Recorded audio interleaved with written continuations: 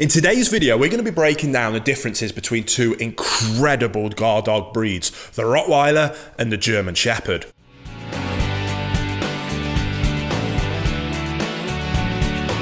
Welcome back to the Fenrir Rottweiler Show. If this is your first time here, my name's Will. I'm a canine behaviourist and I'm the founder and CEO of FenrirCanineLeaders.com. This channel is dedicated to helping you learn everything that you could possibly ever want to know about the incredible Rottweiler, then how to become a high-level canine leader that can raise perfect Rottweiler companions. So if you're a lifelong Rottie lover or you're just starting your journey with a new Rottie, this channel is for you. So start off by hitting that subscribe button, turn on the notification bell, and you'll never miss a future Rottie video. So let's dive straight into it, and we'll start with the historical differences. Now, Rottweilers have a long and fascinating history that reaches back into the Roman Empire times. The ancient Romans used the ancestors of our modern day Rotties as working dogs, whose job it was to herd cattle for the army. Now, for this role, they needed a powerful, versatile dog that would be able to both herd and guard the cattle that moved with the marching forces. After the Romans had crossed the Alps and conquered parts of what is today Germany, these strong Mastiff type dog breeds were crossed with local breeds. Their offspring became the base stock for many modern German dog breeds that we see today. Now, whilst the German Shepherds are herding dogs as well, they were bred for slightly different purposes. The German Shepherd would use more predominantly for herding sheep rather than cattle like the Rottie, and working together closely with the shepherd of those sheep. Now, however, just like the Rottie, the naturally protective breed was also used to protect their flocks from thieves and predators. The German Shepherd that we know today has been developed by former cavalry officer Maximilian von Steffnitz, or Max von Steffnitz. He skillfully shaped the new breed out of rural sheep herding dogs. His goal was to create the most reliable and enduring sheep herding dog possible. Now, quite obviously, his efforts were a huge success. Geographically, von Steffnitz developed his new breed in today's Alsace region of France. Back in the day, that was part of Germany, hence the name Alsatian that is sometimes still used for the German Shepherd, especially here in the UK. So let's have a look at those differences in looks. And with regards to their colouring, Rottweilers are almost exclusively black with clearly distinguished tan, rust or mahogany markings. They are powerfully built with a compact body shape. Their height at the shoulder ranges from approximately 24 to 27 inches in males and a little bit shorter for females. That's about 61 to 70 centimetres, and again a few centimetres shorter for males. Individual Rottie size and weight can be influenced by many factors, including genetics and exercise. Their heads are blocky with a marked stop and relatively short muzzles. Even though they do not have pronounced jowls, they can drool a bit, especially after drinking. Like many working breeds, their tails are usually docked short to match the generally stocky appearance of the dogs. However, in more recent times, several European countries, like here in the UK, have forbidden cropping and docking in dogs. Now, Rottweilers are immensely powerful dogs, naturally muscled and able to reach incredible levels of endurance and stamina when conditioned properly. Now, unlike the Rotties with their short, glossy black and tan coats, German Shepherds come in a wide variety of different shades and colours. Purely black, black and tan, black and silver, red and black, as well as grey and sable. Breed standards differentiate between short stock coat and long stock coat. Now, in body shape, German Shepherds are slightly longer than they are tall, with the line of their back sloping down from shoulder to hip. In size, their ideal size is around 63 centimetres for male and around 58 for females, which is around 25 inches in the males and 23 for females. And deviations of up to around 2.5 centimetres or 1 each, either above or below the ideal height, are permissible according to specific breeding standards. So now let's look at the intelligence and trainability. And in terms of those things, these powerful guard dog breeds rank highly on the scale. Both the Rottie and the German Shepherd are incredibly intelligent, versatile, and trainable.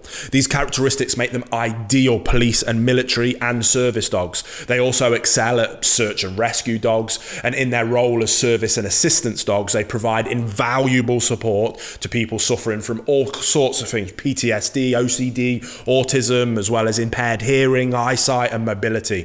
The Rottweiler is an extremely powerful and intense working dog who absolutely needs an authoritative but calm leader to teach it proper boundaries without being overly rough when it comes to correcting unwanted behaviours. Rottweilers are known to have a stubborn streak, and they will form undesirable habits with the same ease as the desirable ones. Now, German Shepherds are no less intelligent, but generally easier to train and handle. Also, they are generally a little bit more forgiving than Rottweilers due to their immense eagerness to please their owners. Now, should you make a mistake in training with the Shepherd's dogs, nature will also allow you to correct that mistake with a little bit more ease. The Rottweiler, on the other hand, can respond with aggression to those corrective measures. Therefore, Rotties are much less ideal for novice owners. Now, in summary, we can say that both the Rottie and the German Shepherd are excellent working dogs, keen, alert, naturally protective of their owners and their owners' property. Both breeds do require that calm and consistent leadership to keep them on the right track and to channel their high energy and that pronounced prey drive in a positive and desirable direction.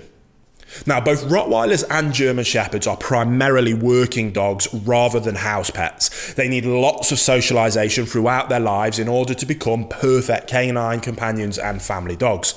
So when it comes to their temperament, German Shepherds and Rottweilers that have been raised in relative isolation can become very aggressive towards other people as well as towards other dogs, and they're known to be incredibly reactive. Now, with the right socialisation and training, Rottweilers can be devoted family dogs and do quite well with children. Just like German Shepherds, they have that natural herding instinct, and it's not uncommon for them to try and herd their people by circling around them and attempting to nip at their legs and ankles. Now, Rotties are also superb guard dogs by nature, with a deep booming bark and plenty of bite force to make them very capable defenders should that need ever unfortunately occur. Now, German Shepherds are no less loyal to their owners and are extremely apt natural guardians, meaning they do not require specific guard dog training to protect their owners and their home. Even though they are not overly affectionate or attached to their owners, they are most happy when they are around their family. In general, German Shepherds are higher prey drive and higher energy levels than the Rottweilers, which is why it's so incredibly important that we must be able to channel that into a positive direction. And remember, guys, if you need help with training your Rottweiler or your German Shepherd whatsoever, we have tons of online resources, all of which are linked down in the description box below if you want to go and check those out. But let's move straight on to the exercise and grooming differences between these breeds. Now, the short coat of the Rottweiler does not require lots of grooming on a day-to-day basis. They shed minimally year-round, but need a bit of extra brushing during their seasonal shedding, which is most likely in between kind of at spring and then again at autumn. Now, because of their boxy nose and large jowls, the Rottweiler is known to drool moderately, mostly after drinking and eating. As they are prone to gaining weight easily, it's also important to keep them moving. Being a working breed, the Rottweiler can spend hours running and playing, but they are equally happy to hang out with their human family on the couch.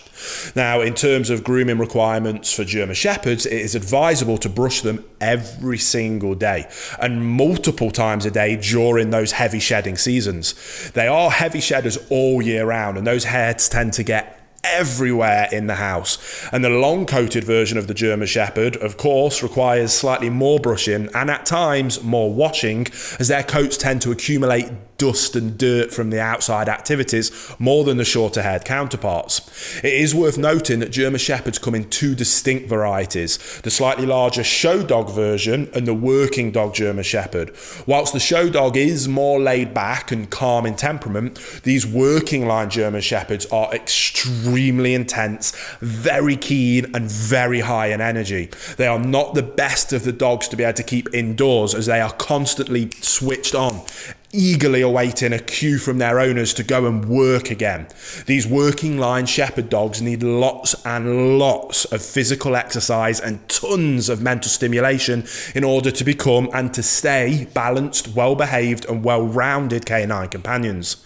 These show line German Shepherds are usually quite happy to relax on a comfortable dog beds for hours at a time, and in their exercise requirements they are somewhere in between the Rottweiler and a working line German Shepherd. Now, I hope you enjoyed today's video. If so, make sure you hit that like button and don't forget to get involved down in the comment section below and let us know if you think there's any more differences between these two incredible breeds that we might have forgotten.